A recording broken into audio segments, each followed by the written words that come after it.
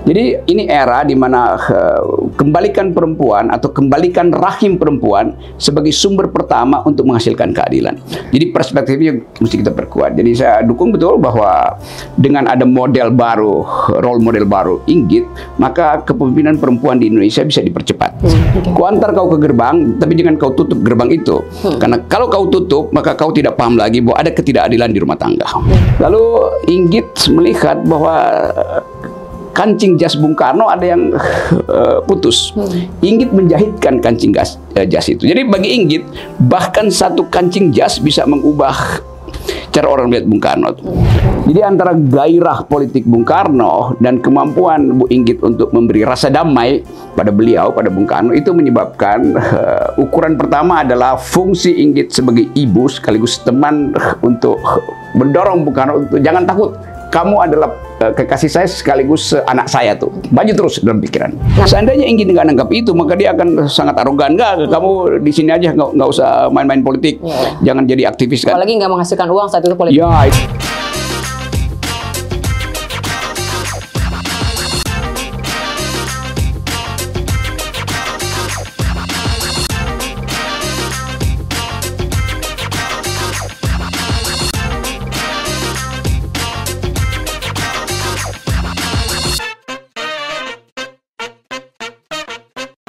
Halo Kepo People, saya tidak punya kegelisahan diri. Karena itu saya tidak perlu menolak gagal paham. Tapi pembicaraan kita dimaksudkan supaya kita paham sejarah bangsa ini. Jadi ikuti pembicaraan saya dengan salsabila syaira. Berarti dirimu udah tuntas dong hidup gak punya kegelisahan diri. Kecuali pertanyaan-pertanyaan yang akan diajukan oleh Salsa. Mungkin sekali. Ya, halo Kepo People. Menolak keliru, jawab kegelisahan diri dan bedah pikiran bersama saya salsabila syaira. Dan tentu saja sudah bergabung dengan Misunderstanding, Bung Rocky Gerung untuk kesekian kalinya. Dan kali ini saya akan mengajak Bung Rocky Gerung untuk bersama-sama mengajak Kepo People dan kita semua untuk melakukan endorsement terhadap salah seorang tokoh perempuan yang hari ini sedang diupayakan status sebagai pahlawan nasionalnya karena sudah lama tidak diingat dan tidak diangkat begitu, yaitu adalah Ibu Inggit Garnasih. Oh, saya senang sekali kalau Ibu Inggit diucapkan kembali. Saya ingat kira-kira mungkin 10 tahun lalu saya diundang oleh pemerintah daerah Pemda Bogor untuk meresmikan rumah Inggit setelah direnovasi. Lalu kita bikin diskusi di situ. Bogor, Bandung. Bandung. Jadi saya datang ke rumah Bu Inggit lalu dibawa ke kamar-kamar. Pasti ada kamar tidur Bu Inggit di situ diperlihatkan. Kalau saya bikin imajinasi apa yang terjadi di kamar tidur itu antara Soekarno dan Inggit, pembicaraan macam apa yang mereka lakukan di situ. Lalu ada ruang diskusi, ruang tamu depan yang saya bayangkan itu tempat Bung Karno berdebat dengan tokoh-tokoh nasional. Jadi Inggit akan saya ingat sebagai perempuan yang mengasuh seorang anak muda pada waktu itu namanya Bung Karno yang adalah kekasih dia juga, lalu menikah. Dan dari suasana rumah Inggit saya bisa bayangkan Soekarno memperoleh energi batin. Dan dia akhirnya ditangkap di 30 Desember. Dia bikin pidato di Gedung Indonesia Menggugat. Di situ kita lihat bagaimana Ibu Inggit mensuplai pikiran melalui buku-buku. Ketika Bung Karno di penjara, Ibu Inggit menyelundupkan buku-buku buat Bung Karno. Jadi Ibu Inggit adalah guru, kekasih sekaligus ibu bangsa. Wow. Kalau mau diturunkan dalam sejumlah indikator gitu, indikator apa aja sih yang dalam pandangan seorang Rocky Gerung itu jadi sebuah nilai ketokohan dan layak untuk diusung sebagai pahlawan nasional dari sisi Ibu Inggit? Dari segi ketahanan atau daya dorong seorang perempuan pada seorang pria yang kemudian jadi pemimpin Indonesia, Inggit berkontribusi besar dari segi percakapan, batin terutama tuh. Karena istri pertama Pak Karno itu seorang remaja dan tentu belum bisa dianggap sebagai teman diskusi itu. Tapi Inggit hidup di dalam lingkungan aktivis di Bandung. Dan itu yang menyebabkan atau jadi parameter utama kenapa Inggit berpengaruh dalam membentuk perspektif kebangsaan Bung Karno. Karena tetap Inggit seorang perempuan dewasa dan tahu apa sebetulnya yang terjadi pada bangsa ini. Sementara itu Pak Karno adalah seorang pemuda yang lagi bergairah anti kolonialisme. Jadi antara gairah politik Bung Karno dan kemampuan Bu Inggit untuk memberi rasa damai pada beliau, pada Bung Karno, itu menyebabkan ukuran pertama adalah fungsi Inggit sebagai ibu sekaligus teman untuk mendorong Bung Karno untuk jangan takut, kamu adalah kekasih saya sekaligus anak saya tuh. Maju terus dalam pikiran. Nah, kan nggak selesai gitu lah melihat Ibu Inggit Garnasih pada konteks romansa aja misalnya. Itu adalah tugas domestik seorang istri lah, gitu, dampingi dan lain sebagainya. Kita coba dibawa deh ke imajinasi Inggit Garnasih yang kemudian saat itu mendampingi Soekarno dalam situasi yang nggak mungkin senyaman sekarang gitu lah. Jadi tidak selesai dengan perspektif romansa tadi gitu. Nah, itu pentingnya. Kita lihat, saya dulu nulis satu papers kecil pada waktu itu untuk didiskusikan di rumah Inggit. Saya bayangkan bahwa ketika Bung Karno harus pidato untuk mempertahankan Indonesia di gedung Indonesia Menggugat waktu itu, Inggit menyiapkan jas Bung Karno supaya dia tampil elegan sebagai pemimpin walaupun masih muda itu. Karena dia harus berhadapan dengan hakim-hakim Belanda yang ingin memenjarakan dia. Lalu Inggit melihat bahwa kancing jas Bung Karno ada yang putus. Inggit menjahitkan kancing jas itu. Jadi bagi Inggit bahkan satu kancing jas bisa mengubah cara orang melihat Bung Karno. Sebelumnya kita ngomong tentang fashion. Jadi Inggit mengerti penampilan Bung Karno itu harus diciptakan sedemikian rupa sehingga dia tampil maksimal tuh. Jadi Inggit mengingatkan Karno, mungkin dia panggil dulu Karno apa ya? Kusno. Kus, nanti dulu jasmu itu kancingnya robek satu. Jadi dijahitin dulu Inggit. Jadi bagaimana kecermatan perempuan untuk melihat penampilan seorang pria supaya tampil bermutu, kelihatan cerdas, berwibawa dan elegan. Oke. Jadi bisa dibayangkan lah, selain dari tadi ya, konteks romansa bahwa ia seorang istri, seorang perempuan yang dicintai, ini juga advisor sejati untuk Bung Karno. Iya, dia fashion advisor buat Bung Karno. Supaya kan Bung Karno ingin dipersepsikan orang yang beradab barat lah kira-kira, karena dia menghadapi hakim-hakim barat. Jadi Bung, kenapa saya tertarik untuk membicarakan ini pada tanggal 17 Februari, tepat di hari lahirnya Bu Inggit Garnasih, di hari haulnya, saya kemarin sempat berkunjung ke tempat peristirahatan terakhirnya dan saya berbicara dengan salah satu keluarganya, Pak Tito saat itu, dan juga sejumlah orang-orang terdekat ya, yang memang turut merawat Bu Inggit. Ini anak-anaknya Bu Inggit bukan dari Bung Karno, dari Ratna. Ya. Dari kedatangan saya di sana, saya bisa melihat begitu ya, bagaimana sih sebetulnya apresiasi kita terhadap Inggit Garnasih itu dalam konteks negara ataupun social awareness sangat minim sekali. Selalu dianggap Inggit itu semacam rumah singgah Bung Karno. Dan Inggit sebagai wanita matang, dewasa, satu waktu Bung Karno ketika udah jadi presiden, dia mampir ke rumah Ibu Inggit. Dan Inggit langsung tahu, ya sudah, tidak apa-apa. Jadi Inggit merasa dia diceraikan. Lalu sebelum Bung Karno bicara, Inggit udah sapah, Kusno udah, kamu udah jadi tokoh sekarang, lanjutkan perjuangan bangsa tuh. Jadi dari keluarga, Inggit mewakafkan Bung Karno untuk bangsa tuh. Itu satu peristiwa eksistensial bagi seseorang yang tahu bahwa kan masa muda Bung Karno, Bu Inggit tahu betul kan.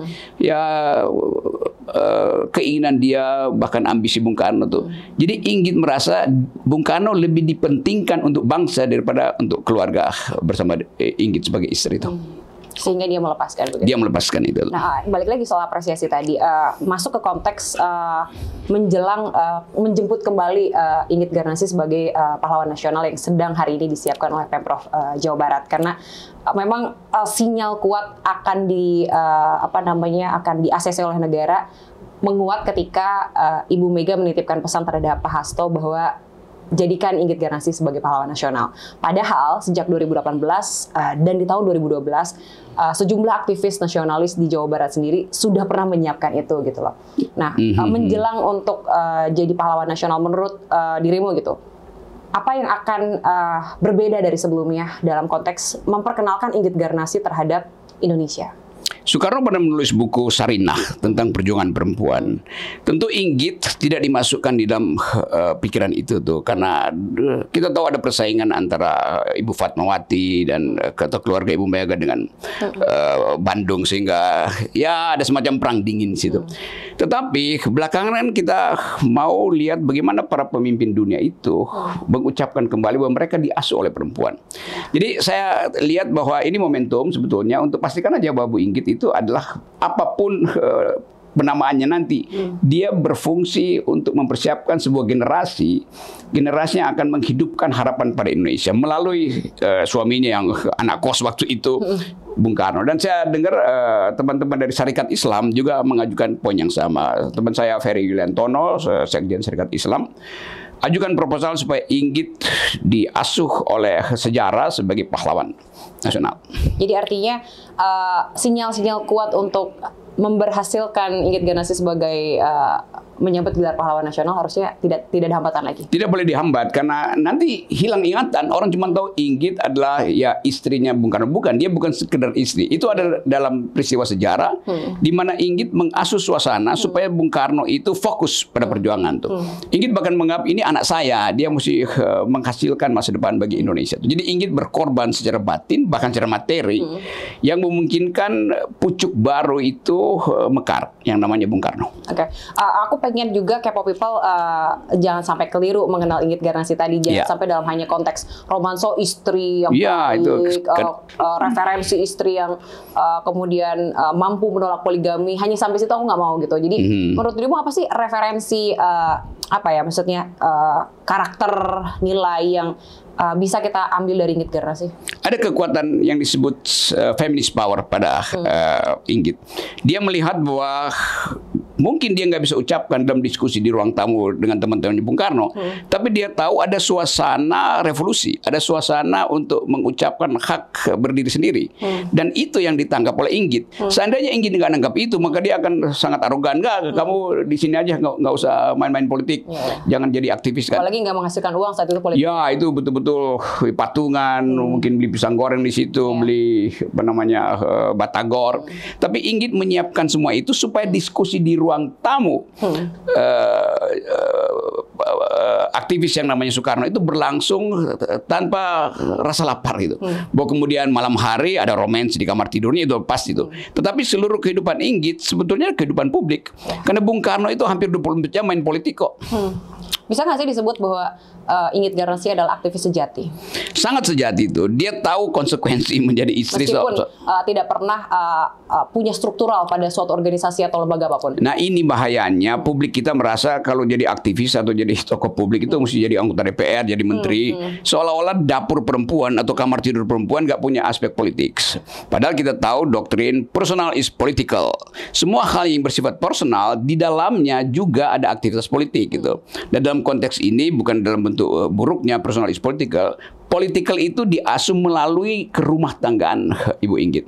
Jadi Bu Inggit dari awal ya dia makhluk politik karena dia bergaul mendengarkan semua isu di dalam ruang percakapan Bung Karno di ruang tamu depan. Sementara dia siapkan bandrek atau bajigur di belakang, dia tahu apa yang ada di kepala Bung Karno. Malam hari pasti Inggit akan kasih support moral pada suaminya yang juga adalah aktivis. Kemarin ketika saya ke tempat peristirahatan terakhirnya Bu Inggit Garnasi, ada sedikit pertanyaan yang ironi, juga pernyataan yang ironi dari kelompok keluarga dan orang-orang terdekat Inggit Garnasi.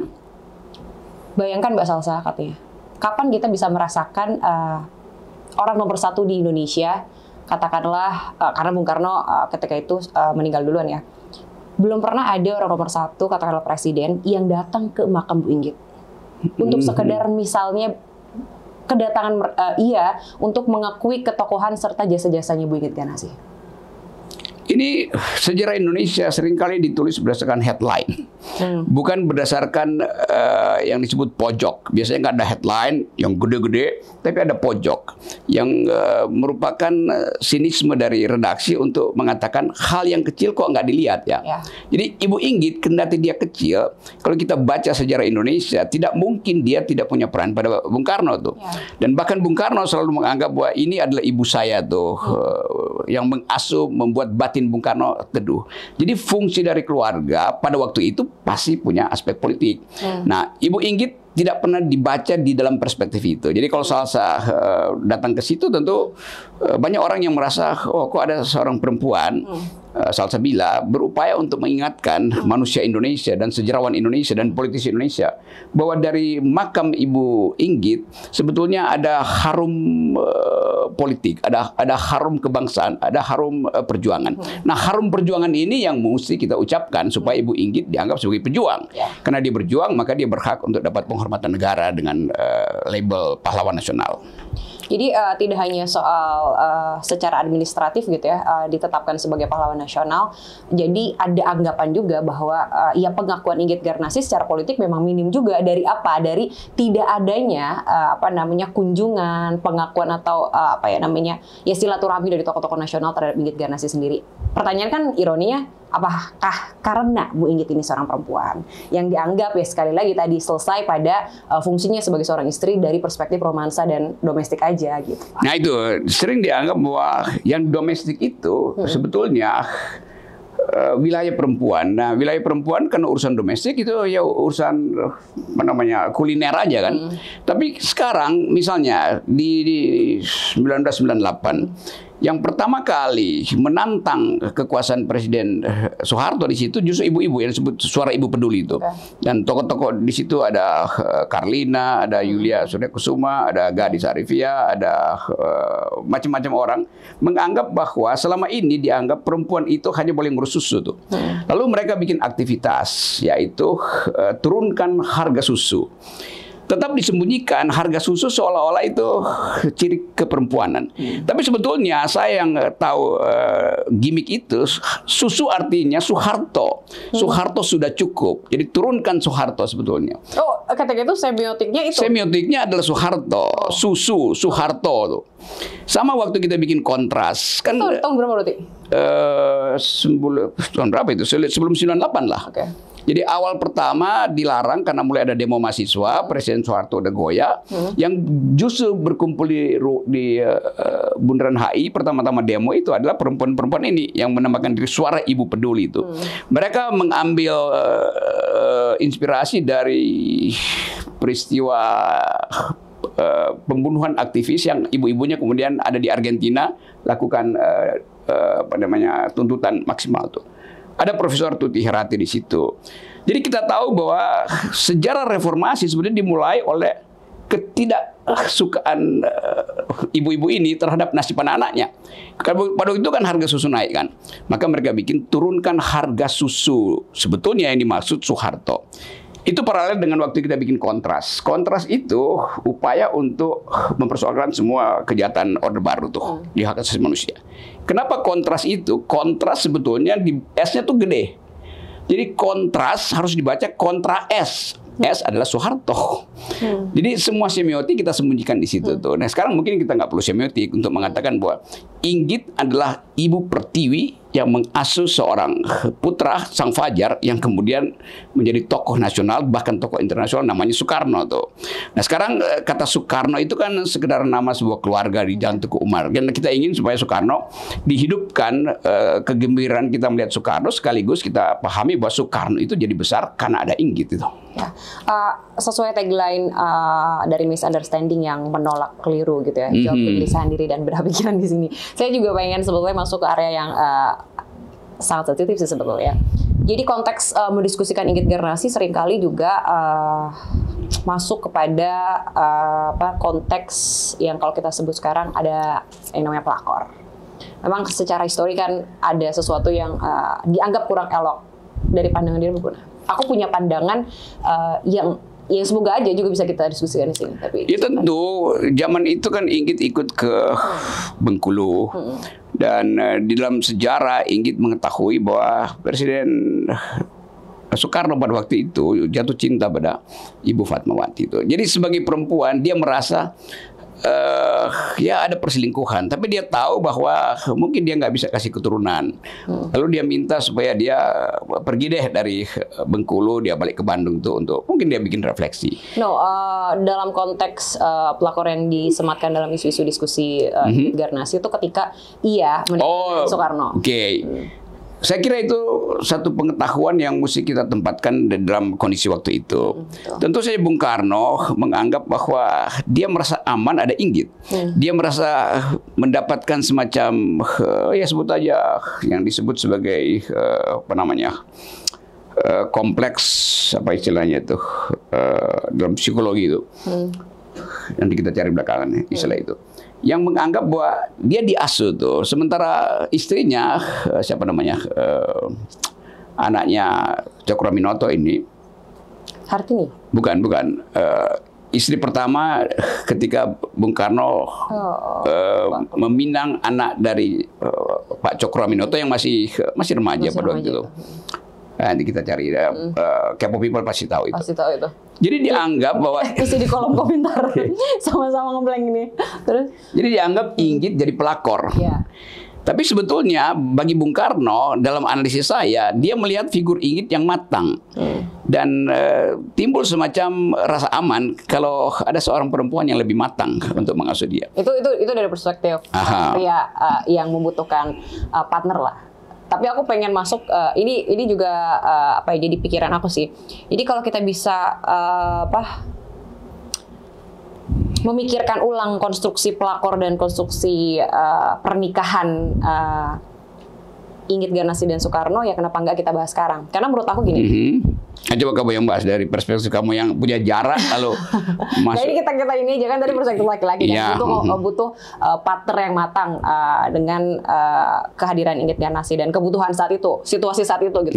Dengan perjuangan saat itu dan apapun yang dibutuhkan Bung Karno lah gitu. Tapi kalau aku sih pengen lihatnya lebih kepada ketika Inggit Garnasi kemudian diragukan soal komitmennya dengan Bung Karno dalam konteks merebut atau kemudian tidak mengindahkan komitmennya sebelumnya dengan suaminya, aku pikir kita harus masuk pada imajinasi dan fakta sejarah bagaimana kemudian Soekarno dan Inggit merekonsiliasi situasi ini dengan sangat baik gitu loh. Ya, ketika Inggit dengan situasi rumah tangganya memang sudah tidak harmonis, tapi memang masih dalam komitmen pernikahan, dan Bung Karno juga demikian dengan anaknya Cokroaminoto. Tapi keduanya gitu dengan level kedewasaan dan narasinya masing-masing mampu menyampaikan kepada pasangannya masing-masing bahwa sudah tidak klop lagi nih gitu. Nah, ketika ketidakklopan ini diterima sebagai sebuah komitmen, berarti kita harus berpisah misalnya gitu. Dan terutama ketika Bung Karno juga meminta kepada suaminya Inggit untuk melamar dan diserahkan. Jadi, rethinking itu di situ. Kenapa kemudian ini harus dianggap sebagai sesuatu yang melanggar moral misalnya? Kan itu kesepakatan rasional. Nah itu maksud aku. Di antara. Sedangkan percakapan itu ada gitu loh, kedewasaan mereka sebagai individu-individu yang punya pasangan, punya komitmen dalam konteks personalnya masing-masing, tapi sudah menyelesaikan itu. Jadi salahnya di mana? Hanya karena mereka memutuskan untuk berkomitmen dengan orang baru di luar hubungannya, karena hubungan yang lamanya juga sudah dianggap tidak jadi sesuatu yang menyenangkan lagi untuk dijalankan gitu. Jadi aku lihat harus dari situ view-nya gitu. Dua hal. Pertama, tentu Inggit merasa ada passion baru dengan Bung Karno. Sementara passion lamanya dengan siapanya Pak Hasan siapa itu yang suaminya itu tidak lagi terasa tuh. Tentu Inggit juga menganggap kok dia bertemu dengan seseorang yang gairah hidupnya berapi-api itu dengan rasio yang bagus itu. Akhirnya Bung Karno memahami itu. Lalu dia sebagai seorang pria dewasa, pemikirannya dewasa waktu itu, ajak ngobrol sama suaminya kan, dan terjadi percakapan. Diizinkan juga kan? Ya itu akhirnya karena ada alasan tuh.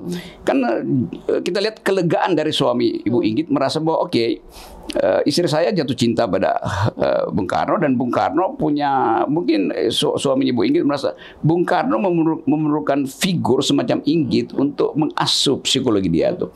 Jadi kita hanya bisa bayangkan bahwa itu terjadi percakapan rasional di antara 3 orang dewasa itu. Bung Karno dewasa dalam pikiran, Inggit dewasa dalam pengalaman, suaminya dewasa dalam melihat masa depan Indonesia tuh. Jadi ada konteks kerelaan yang harusnya kita udah nggak bisa debatin lagi tuh. Ya itu. Ya, jadi reason akhirnya mengatasi passion dalam momentum itu. Nah, kita selalu mencoba untuk mengintip, wah ada yang nggak jujur di situ, ada yang berbohong, selingkuh. Padahal sebetulnya itu kesepakatan di antara 3 orang dewasa ini kan.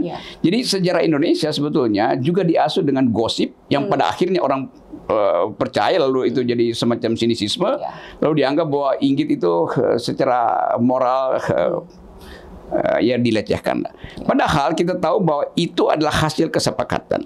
Dan kesepakatan itu yang membuat Bung Karno merasa aman, atau bukan aman, nyaman karena diterima dalam keluarga Inggit dan suaminya akhirnya. Tapi pembicaraan persahabatan politik antara Soekarno dan suaminya, mantan suaminya Inggit, ya berlangsung terus. Demi apa? Demi perjuangan Indonesia tuh.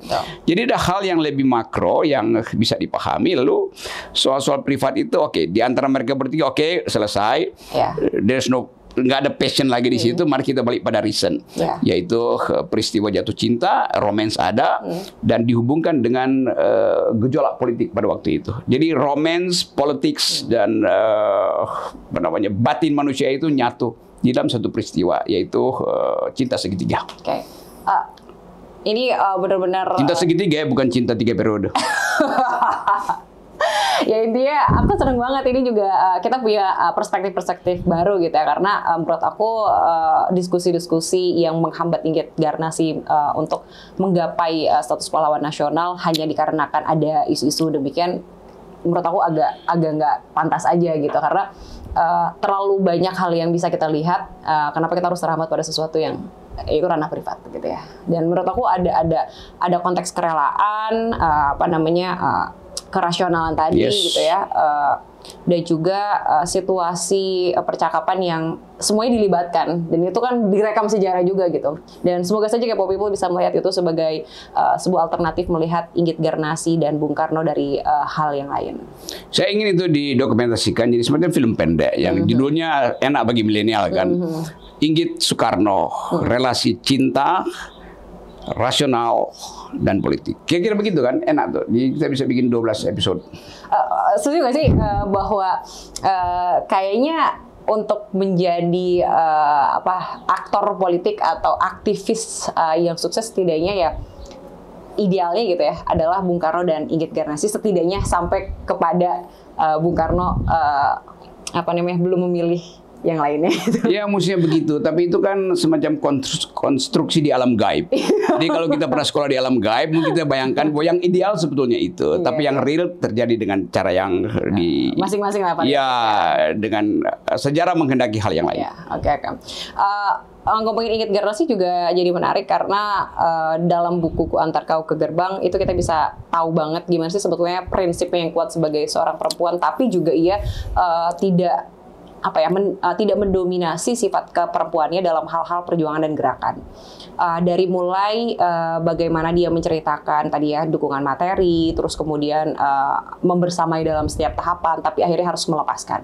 Nah, situasi batin ini menurut dirimu terbentuk dari proses Inggit Garnasi mendampingi Bung Karno dengan segala situasi perjuangan saat itu yang emang benar-benar dijiwai oleh beliau, atau memang ini adalah kedewasaan Inggit Garnasi sendiri ya sebagai seorang perempuan yang matang? Inggit mulai dengan tentu semacam kecemburuan karena Bung Karno jatuh cinta pada Ibu Fat segala macam. Tapi kedewasaan Inggit menutup kecemburuannya tuh. Dan kita tahu bahwa Inggit akhirnya menganggap yaudah aku antar kau ke gerbang dan aku kembali pada pekerjaanku, yaitu membuat bedak tradisional. Kan Ibu Inggit jualan itu dan mungkin nanti suatu waktu kita punya semacam kosmetik yang judulnya Inggit Garnasi. Menurutmu merek kosmetiknya ya saya. Merek kosmetiknya oke. Menurut dirimu apa sih yang diwariskan paling kentara oleh Inggit Garnasi terhadap peradaban Indonesia? Selain pembentukan, perjuangan, ketokohan Bung Karno sendiri. Kalau saya hubungkan genealogi, waktu Bung Karno mulai memihak perempuan, bahkan di satu peristiwa dia kasih pidato di depan perempuan komunis waktu itu, Gerwani. Pada waktu itu Gerwani adalah PKI pada waktu itu adalah organisasi resmi loh. Jangan dianggap itu organisasi yang sempalan.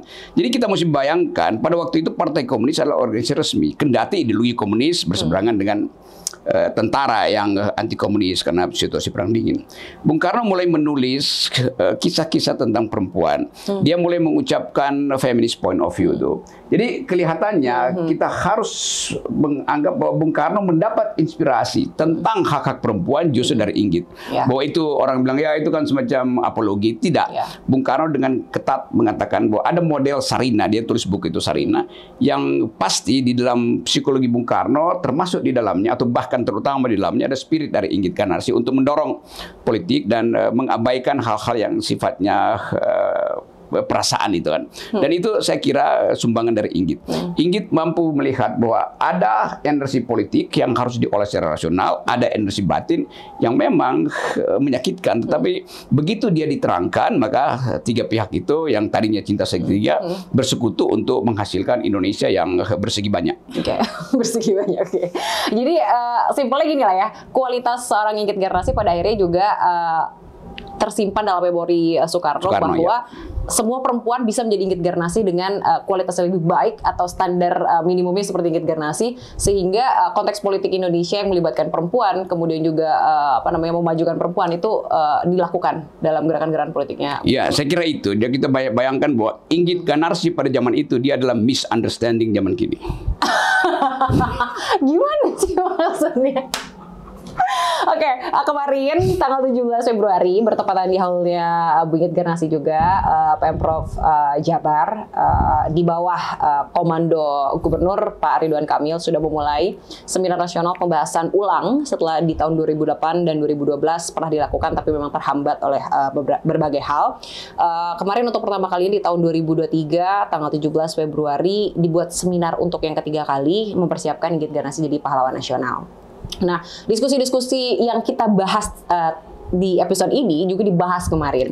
Dan memang sambutan-sambutan daripada para tokoh terkait sinyal kuat Ibu Mega untuk memberikan dukungan terhadap Inggit Ganarsi sangat disambut bahagia. Tapi apa sih sebetulnya langkah selanjutnya ketika kita berhasil menghantarkan Ibu Inggit pada status pahlawan nasional sehingga fungsi negara untuk memperkenalkan Inggit Ganarsi ya tidak hanya pada status aja gitu lah, tapi fokus pada nilai dan apa yang bisa jadi referensi politik atau referensi social life untuk anak-anak perempuan atau generasi selanjutnya.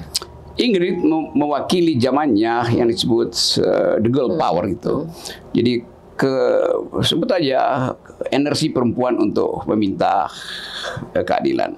Jadi saya ingin supaya seri seminar tentang Inggit diperbanyak itu dengan analisis yang bukan sekedar karena dia mau jadi pahlawan, tapi kita hubungkan dengan kedudukan perempuan di dalam dunia hari ini yang kita sebut feminist point of view itu. Banyak pemimpin perempuan yang justru menghasilkan kecerdasan lebih dari laki-laki yang lebih adil dalam menyusun APBN atau public policy itu. Jadi ini era di mana kembalikan perempuan atau kembalikan rahim perempuan sebagai sumber pertama untuk menghasilkan keadilan. Jadi perspektifnya mesti kita perkuat. Jadi saya dukung betul bahwa dengan ada model baru, role model baru Inggit, maka kepemimpinan perempuan di Indonesia bisa dipercepat. Kita mau masuk tahun pemilu, tahun segala macam. Jadi saya dorong mereka yang punya ambisi dengan kemampuan konseptual masuk dalam politik, bilang bahwa saya ingin memimpin Indonesia, saya ingin memimpin Jawa Barat, saya ingin memimpin jadi Bupati Karawang, dengan pengertian bahwa kami perempuan punya passion sekaligus punya reason itu. Jadi hasil itu yang akan mengatakan bahwa satu waktu kita akan menyebut Ibu Pertiwi karena banyak pemimpin yang perempuan. Ini Ibu Pertiwi tapi yang mengendalikan adalah para koruptor laki-laki. Semoga sih itu jadi harapan aku juga ya.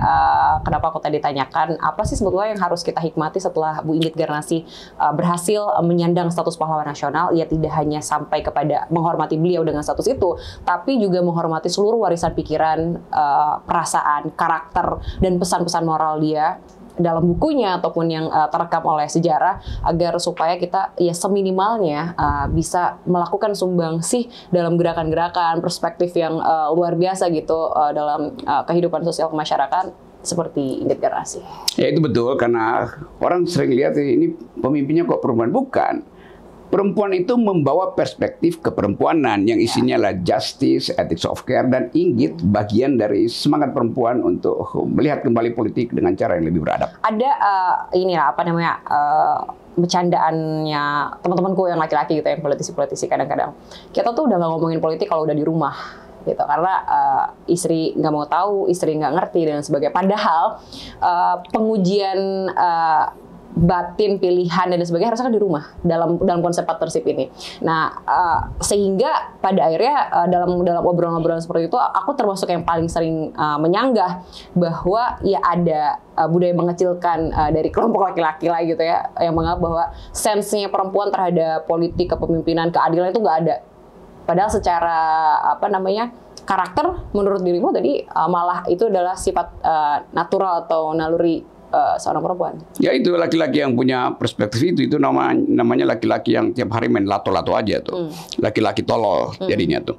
Kalau kita lihat bahwa kebijakan publik itu dirasakan paling sempurna kesulitannya justru di rumah tangga ibu-ibu. Misalnya nih, listrik mati. Itu ibu yang paling pertama kali mengalami akibatnya. Kulkasnya nggak hidup, kompornya mati, dan itu kebijakan negara. Kenapa listrik mati itu? Jadi politik dimulai dengan protes terhadap listrik yang mati itu. Padahal negara bilang kami kelebihan listrik. Bahkan disuruh naikkan wattage-nya itu. Jadi memotret isu publik adalah berawal dari isu domestik. Yes. Demikian juga minyak goreng pertama kali ibu-ibu yang tahu itu politik energi itu. Dan seterusnya. Masa depan anak-anaknya lebih PAUD, dia lihat dompetnya tinggal 10.000, itu juga politik sebetulnya. Jadi politik ada di dapur terutama, dan yang mengalami keterpurukan ekonomi pertama-tama adalah ibu-ibu atau perempuan secara umum. Ini pertanyaan aku terakhir untuk dirimu dalam konteks episode menyongsong status pahlawan nasional untuk Inggit Garnasi. Ketika Inggit Garnasi melepaskan Soekarno seperti yang dijelaskan di buku Ku Antar Kau ke Gerbang, menurut dirimu Inggit Garnasi saat itu memposisikan diri sebagai apa? Sebagai negarawan, aktivis, seorang perempuan, atau apa? Dia memposisikan, waktu dia sebut Ku Antar ke Gerbang, dia udah selesai dengan semua soal privatnya tuh. Jadi dia melihat masa depan lebih bagus. Ke gerbang apa? Ke gerbang keadilan bangsa, ke gerbang pengetahuan bangsa tuh. Jadi bagi Inggit, dia punya episode romance, episode domestik dengan Bung Karno, tapi dia lihat ada episode baru yang harus diatasi dan dilampaui oleh Bung Karno, dijalani oleh Bung Karno. Itu namanya setelah gerbang rumah tangga, Bung Karno harus masuk ke gerbang publik. Tetapi dia ingatkan sekaligus bahwa Anda masuk dalam gerbang publik, tetap Anda ada problem. Kalau kebijakan publik Anda buruk, maka rumah tangga banyak perempuan Indonesia akan mengalami kesulitan. Jadi Inggit kasih pesan bahwa aktivitas di publik harus setara dengan aktivitas di domestik. Ku antar kau ke gerbang, tapi jangan kau tutup gerbang itu. Karena kalau kau tutup, maka kau tidak paham lagi bahwa ada ketidakadilan di rumah tangga. Dan itu secara tidak langsung adalah sisi heroismenya seorang Inggit Garnasi untuk bangsa. Ya, heroisme yang datang karena pengetahuan dia tentang manusia, karena dia melahirkan manusia. Wow. Secara nggak langsung, sebetulnya kita sudah harus mengakui bahwa sisi kepahlawanannya sudah ada sejak awal. Tapi belum tentu juga sebetulnya Bu Inggit tuh mau nggak sih jadi diberi status pahlawan nasional? Ya tentu Ibu Inggit pasti bilang ya udahlah saya antar ke gerbang itu karena saya rela, saya ingin ada keadilan lebih baik bagi negara. Tetapi negara harus mengingatkan kembali peristiwa-peristiwa di masa lalu Bung Karno di mana Inggit berperan. Jadi kendati Inggit tentu sebagai perempuan dia bilang ya apalah saya tuh. Tapi negara mesti katakan bahwa Inggit berperan besar dalam pembentukan pikiran Bung Karno. Sehingga sejarah ini akan berpengaruh terhadap masa depan bangsa ya. Betul. Rekaman dan apresiasi sejarah ini. Kepo People, itulah diskusi kami di episode Misunderstanding khusus untuk menyongsong status pahlawan nasional bagi Inggit Garnasi. Dan saya juga telah mewawancarai sejumlah tokoh di Provinsi Jawa Barat yang memberikan pandangan mengapa sih Inggit Garnasi sangat layak untuk mendapatkan status pahlawan nasional dan diberikan apresiasi terbaik, sehingga ini akan menjadi rekaman sejarah yang akan bisa diputar dan dinikmati oleh kita di masa depan. Testimoni itu akan kami tayangkan di ujung video. Saya ucapkan terima kasih pada Bung Rocky sudah hadir kembali di Misunderstanding. Semoga kita doain ya Bu Inggit sukses kemudian sampai kepada status pahlawan nasional. Ya betul, karena sejarah setiap bangsa itu adalah sejarah aktivitas keperempuanan yang kadang-kala tidak ada di dalam catatan sejarah. Karena sejarah itu selalu dalam bahasa Inggris his story, ada his di depan, bukan her story. Nah kita kembalikan pada ada her story, ada sejarah perempuan, ada cerita perempuan dalam sejarah politik Indonesia. Oke, sampai jumpa di episode selanjutnya. Menolak keliru, jawab kegelisahan diri, dan bedah pikiran bersama kami di episode Misunderstanding selanjutnya. Inggit Garnasih, pahlawan nasional Indonesia. Sampai jumpa.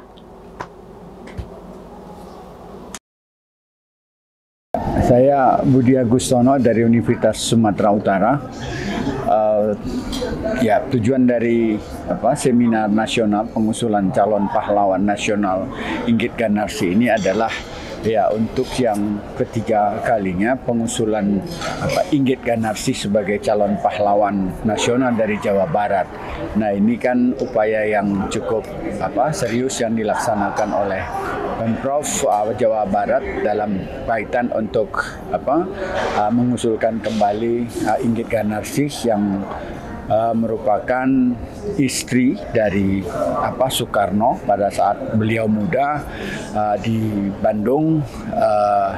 Inggit itu sangat dekat sebagai istri, tidak hanya dekat tapi justru membangun kesadaran berbangsa, kesadaran politik, dan juga semangat kewirausahaan politik Soekarno dalam membangun dan memperjuangkan cita-cita Indonesia merdeka. Nah karena itulah seminar ini diusulkan karena Inggit Garnasih dianggap sebagai istri Soekarno, salah seorang perempuan, dan juga untuk calon-calon pahlawan nasional itu kan masih sedikit calon pahlawan nasional atau juga pahlawan nasional, sehingga pada tahun 2023 ini kan Pemprov Jawa Barat mengusulkan Inggit Garnasih yang memiliki peran penting dalam membangun pemikiran kesadaran berbangsa Soekarno. Itu tujuan dari seminar nasional pengusulan pahlawan ini. Nah kemudian jika ditanya soal kemungkinan lolos tidaknya atau diterima atau tidaknya, saya kira kan ini memerlukan tidak hanya penambahan atau juga revisi kajian akademik yang ada, tapi justru juga perlu ada pendekatan ataupun lobby politik untuk mengusulkan calon pahlawan nasional ini. Jadi pahlawan nasional itu kan tidak semata-matanya urusan akademik, tapi lobby politik itu sangat perlu sekali dalam usulan calon pahlawan nasional itu. Saya kira di berbagai daerah itu memang sudah lazim dan bukan menjadi rahasia umum lagi kalau lobby-lobby politik itu menjadi penting untuk pengusulan ini. Saya kira itu maksud dari tujuan seminar ini.